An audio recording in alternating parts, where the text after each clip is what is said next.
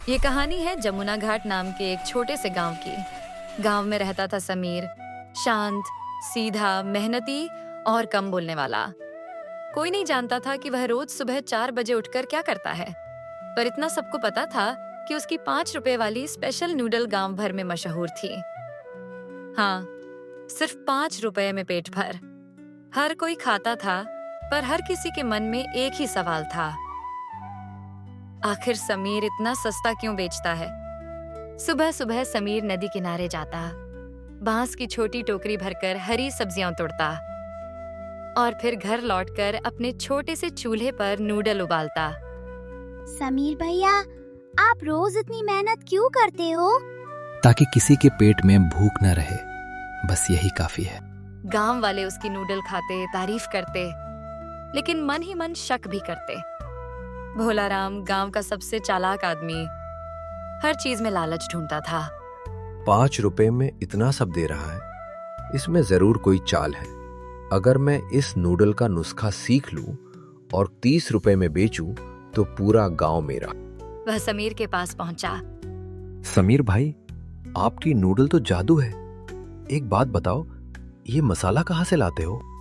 जो भी है साफ साफ है, खाना है तो खाओ, नहीं तो कोई बात नहीं, पूछताछ मत करो। भोलाराम को उसकी यह बात चुभ गई। उस रात भोलाराम समीर की जासूसी करने लगा। सोच रहा था कि पकड़ ही लूंगा राज, पर समीर ने उस रात कुछ पकाया ही नहीं। वह चूल्हा भी नहीं जलाता, बस बैठा रहा। भोलाराम थक कर लौट गया।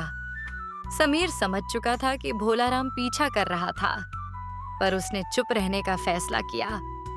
अगले दिन गांव में एक अनजान आदमी आया। क्या सच में सिर्फ 5 रुपए में नूडल मिलता है? कहीं सड़ी सड़ी सब्जियां डालते तो नहीं? इतना सस्ता क्यों? अपने बच्चों का ख्याल है या नहीं? मेरी नूडल ताजी है, गलत बात मत फैलाओ। गांव वाले भोले हैं, जो खिलाओगे खा लेंगे। कहीं तुम इनकी जमीन हड़पने का प्लान तो नहीं बना रहे? समीर चुप रहा, पर खबर आग की तरह फैल गई। समीर सड़ी सब्जी खिलाता है। समीर का इरादा सही नहीं है। और देखते ही देखते स्टॉल खाली हो गया। समीर ने फिर भी नूडल बनाई, चूल्हा जलाया, लेकिन कोई नहीं आया। सिर्फ उसका दोस्त हरीश आया। भाई, लोग अफवाहों पर यकीन कर रहे हैं, लेकिन मैं तेरे साथ हूँ। ले जाओ सारी नूडल, नहीं तो खराब हो जाएगी। हरीश सारी नूडल लेकर चला गया। अगली सुबह 2 आदमी समीर के पास आए। पंचायत में बुलाया गया है, बहुत जरूरी बात है। पंचायत मैदान में भीड़ जमा थी। समीर, तू 5 रुपए में नूडल क्यों बेचता है? क्या सच में तू सड़ी सब्जियां डालता है? क्या मकसद है तेरा? समीर चुपचाप सुनता रहा। सुनिए गांव वालों, सच सिर्फ एक है। 5 साल पहले मेरी माँ बीमार थी। हमारे पास दवा के लिए पैसे नहीं थे। उस वक्त एक अजनबी साधु ने मेरी माँ को खाना खिलाया, दवा दी और बचा लिया। उन्होंने मुझसे एक वादा लिया, जब तक तेरे पास ताकत और थोड़ा भी पैसा हो, किसी भूखे को भूखा मत रहने देना। और जाते हुए उन्होंने अपनी सारी बचत, थोड़े सोने के सिक्के और एक चिट्ठी मुझे दी। उस चिट्ठी में लिखा था, ये धन गरीबों के लिए है, जब तक खत्म हो जाए खाना सस्ते में बांटते रहना। मैं बस वही कर रहा हूं। कोई चाल नहीं, कोई लालच नहीं, कोई धोखा नहीं। गांव में सन्नाटा छा गया। तभी हरीश दौड़ता हुआ पंचायत में आया। मुखिया जी, और मेरी बीवी ने बताया कि इतनी ताजी थी कि एक दाने में भी बुरी चीज नहीं थी। गांव वाले चौंक गए। भोलाराम सर झुकाकर खड़ा रहा। अजनबी गांव छोड़कर भाग चुका था। समीर, तूने गांव का नाम रोशन किया है। हम सब ने तेरे साथ गलत किया। इसी गांव में रहते रहे, हम तेरे साथ हैं। मैं रहूंगा, पर नियम वही रहेगा। नूडल सिर्फ 5 रुपए में ही बिकेगी। गांव वाले तालियां बजाने लगे और अगले दिन समीर का ठेला फिर भरा हुआ था। सब कुछ ठीक लग रहा था, पर कहानी यहीं खत्म नहीं होती। गांव के किनारे एक आदमी खड़ा सब देख रहा था। वही अजनबी जो अफवाहें फैलाकर भाग गया था। नाम था गंगाधर साहू, गांव का सबसे बड़ा ठेकेदार। जमीनें हथियाना, अफवाहें फैलाना उसकी पुरानी आदत थी और अब उसकी नजर थी समीर के ठेले वाली जमीन पर। अगले दिन गांव में एक जीप आई। गंगाधर उतरता है, चश्मा ठीक करता है। सुनो गांव वालों, ये मेरी जमीन है और समीर, तूने बिना इजाजत ठेला लगाया है। ये तो पंचायत की जमीन है। अब नहीं, कागज मेरे नाम है और अब तेरा ठेला यहां नहीं लगेगा। पंचायत बुलाई गई। मेरे पास रजिस्ट्रेशन है, कागज है, सबूत है। वो फाइल खोलता है। सब कागज असली दिख रहे थे। अब क्या होगा? समीर चुप, लेकिन हरीश तैश में। हमको पता है ये आदमी कागज खरीदता है, बनाता नहीं। उस रात समीर अपना ठेला समेट रहा था। अचानक 4 मास्क पहने लोग आए। उन्होंने ठेला उलटने की कोशिश की, गैस सिलेंडर फेंक दिया, सब्जियां बिखेर दी। कौन हो तुम?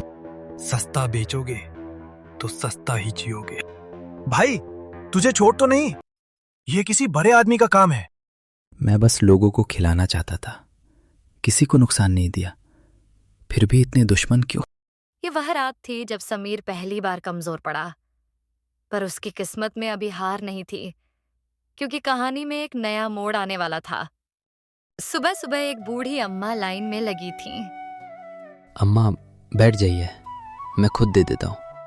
अम्मा ने मुस्कुराकर एक पुरानी मुहर समीर को दी। ये देख बेटा, ये इस जमीन की असली मालिक की मोहर है। गंगाधर जो कागज दिखा रहा है वो सब नकली है। इस जमीन का असली हक पंचायत का है और पंचायत ने इसे सालों पहले मेरे बेटे को दी थी। समीर चौंक गया।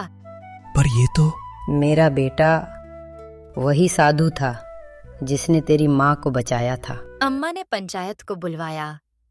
सबके सामने उन्होंने कहा, इस जमीन पर सिर्फ वही दुकान लगेगी जो जरूरतमंदों को खिलाए।